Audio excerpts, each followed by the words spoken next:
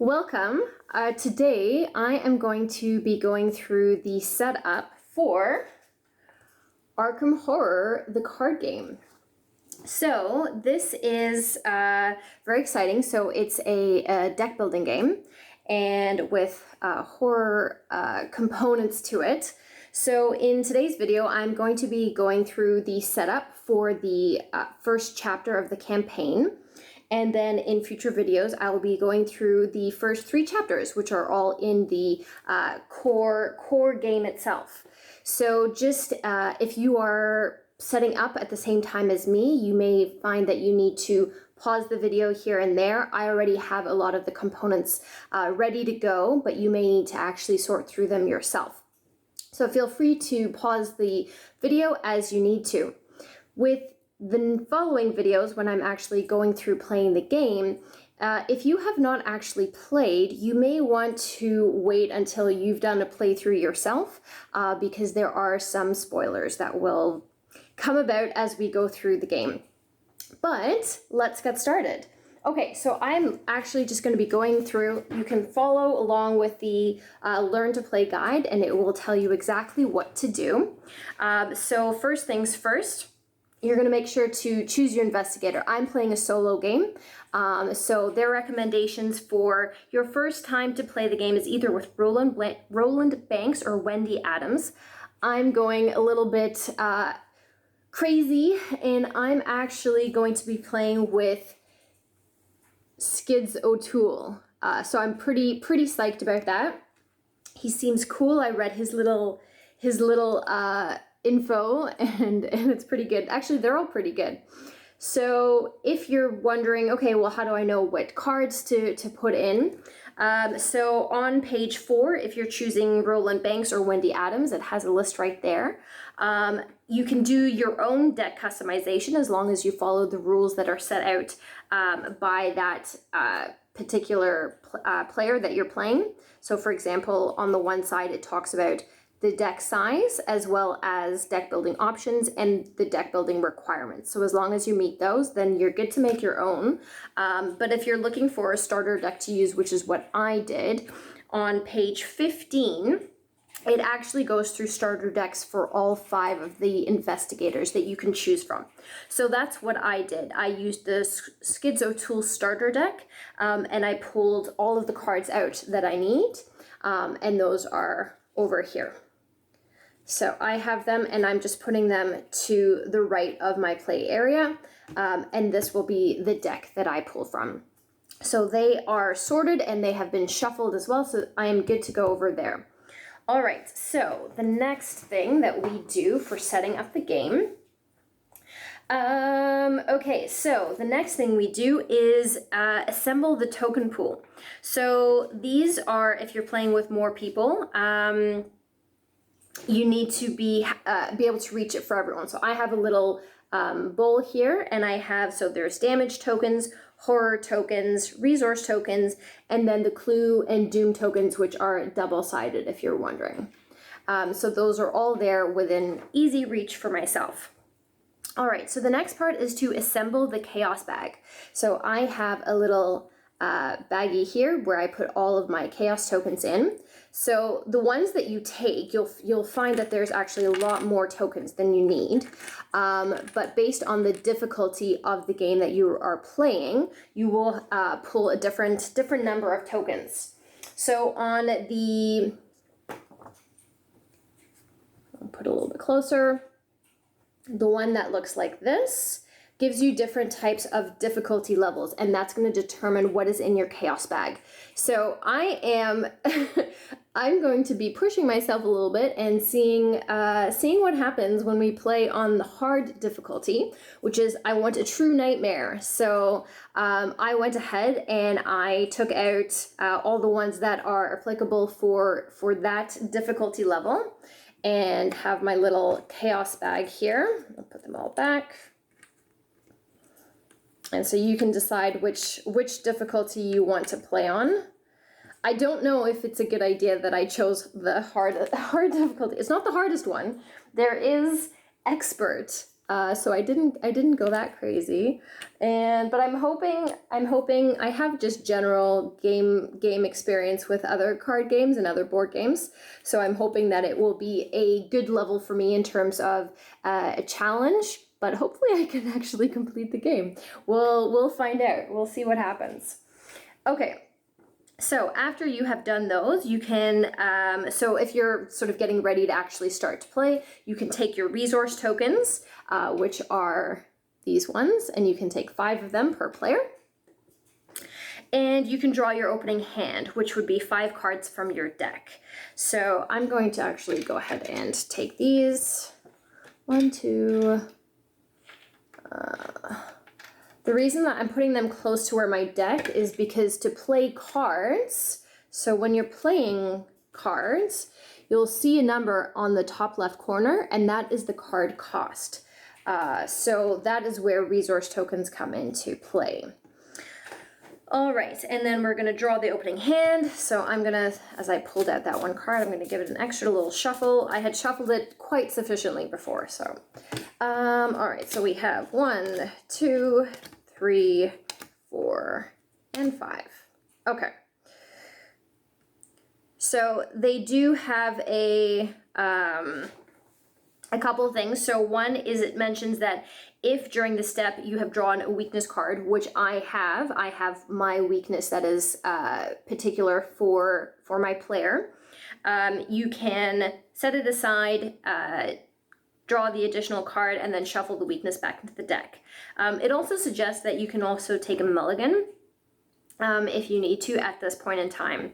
So the suggestion is if you have maybe drawn no assets, then that would be a good thing. And then you can discard however many you want and draw up to that many. So you have 5 in total. I'm good on that front though, so I'm going to just draw the next one and we will shuffle this back in. All right, so okie dokie. Okay, so at this point we're gonna do the scenario setup. So with this, I'm not gonna read the actual information for The Gathering, but The Gathering is the first chapter that we will be playing. And so when I actually start the game, I'll read it at that point because we'll be super excited going into that. So what you're going to do at this point is you're going to find the scenario cards for The Gathering. And on page 5, you will find a whole list of all of the cards that you need for The Gathering. But basically, it includes the Gathering cards themselves, which are cards 104 to 119. The rat cards, which are any of the rat cards, all of the ghoul cards, striking fear cards, ancient evil cards, and chilling cold cards. And on page 5, it gives you all of the card numbers as well as the little image or icon's the word I'm looking for each of them that you're looking for. So at that point of those cards, you're going to take a few of them actually out. So they're not all going to be in the same deck. So you're going to have the agenda cards, which are going to have a little pile. So there'll be 3 of them and they'll be in a pile in order, starting with 1A. You're going to have the act cards, which same thing. There are 3 of them, starting with 1A.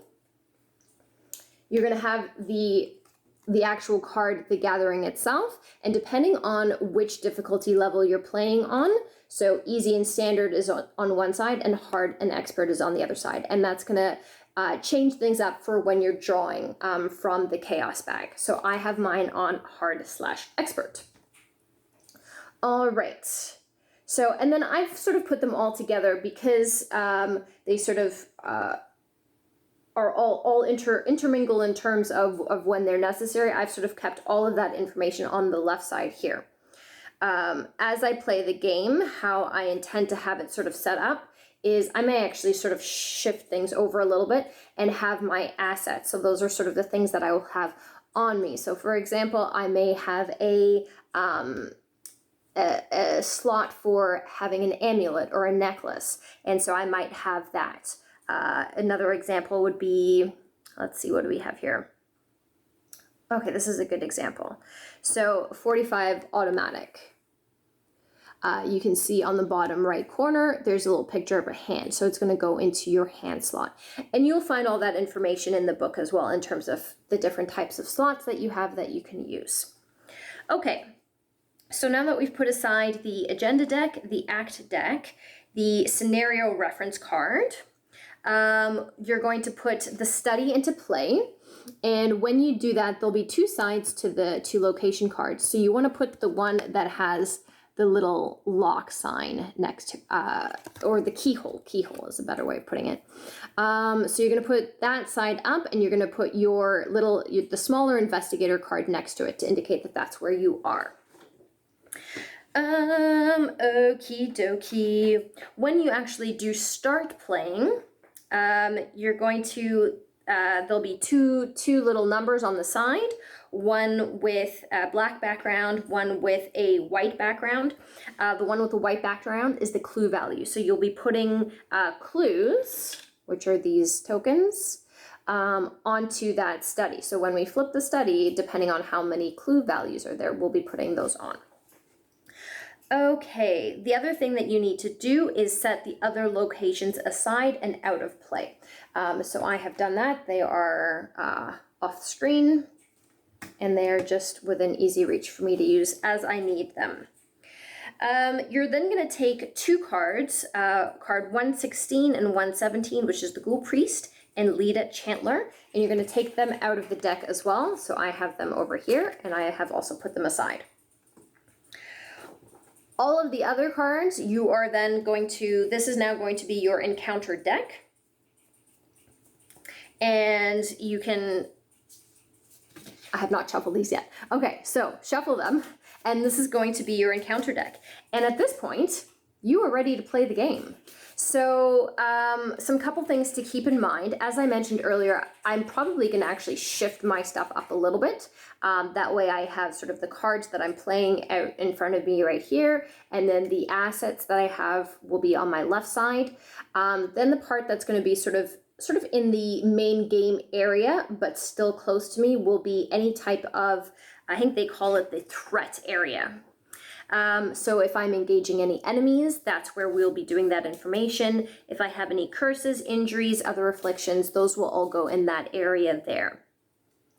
Obviously, if you're playing with a second player, you're going to have things a little bit in a different order. You'll have the same sort of similar setup in terms of your assets, your threat area, and your deck area. And everyone's going to need easy access to all the tokens and the chaos bag, and you're going to want to see all the information about the act, the agenda, and the gathering. And then each person can have their own action card, or sort of the reference card with the how to take your turns. And then you're going to have sort of the map area and the central region for if you're playing with multiple people. So yeah, that's it for the setup. So it's pretty straightforward, and at this point you're gonna go and you're gonna start the game. So I hope that you will play alongside with me. Either if you've played before, then you'll know what's coming, and you'll be able to anticipate and see if I'm making horrible decisions. But hopefully luck will be on my side, and I will draw the right cards and pick the right fights and run away from the right fights and survive this whole experience. So anyways, yes, and like I had mentioned earlier, if you haven't, then definitely do your own playthrough and then come back and see how I did and see how we compare, and let me know as well. All right, I look forward to seeing you soon with chapter number 1, The Gathering.